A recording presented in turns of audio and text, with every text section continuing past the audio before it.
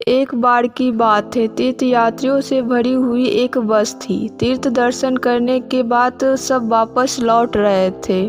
पहाड़ी रास्ता था, सुकून वाला माहौल था, भजन कीर्तन चल रहे थे और मौसम सुहाना था, सब ठीक था।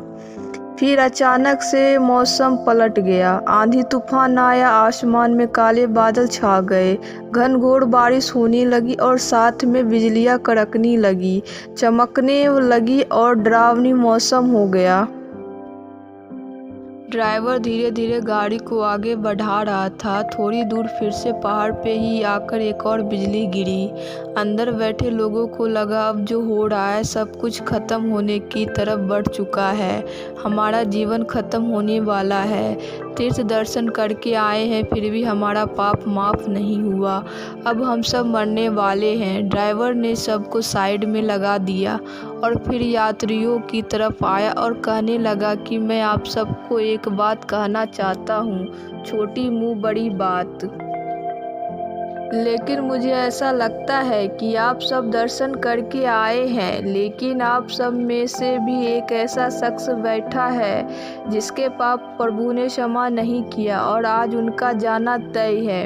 अब उस एक शख्स के चक्कर में बस पर भी बिजली गिर सकती है।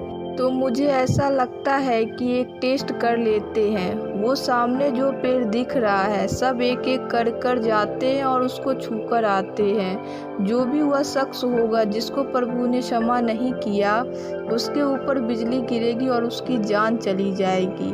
कम से कम बाकी लोग तो बच जाएंगे। सबने हाँ में हाँ भर दी कि अच्छा सजेशन है, तो चलो इसको शुरू करते हैं। एक के चक्कर में सब क्यों मरे। तो एक एक करके लोगों ने जाना शुरू किया।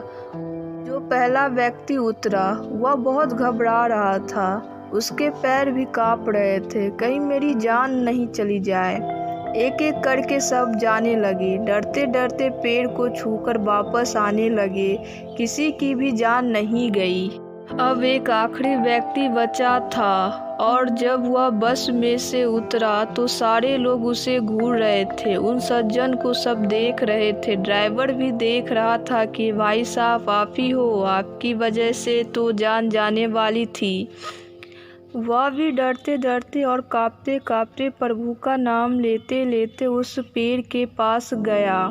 जाकर उस पेड़ को छुआ, तभी एक जोरदार बिजली गिरी, लेकिन पेड़ पर नहीं, उस बस पर गिरी और सारे लोगों की जान चली गई। सिर्फ एकलौता शख्स ऐसा था जिनकी वजह से उन सब लोगों की जान बची हुई थी। जैसे ही वह उस बस से बाहर आया, सबकी जान चली गई।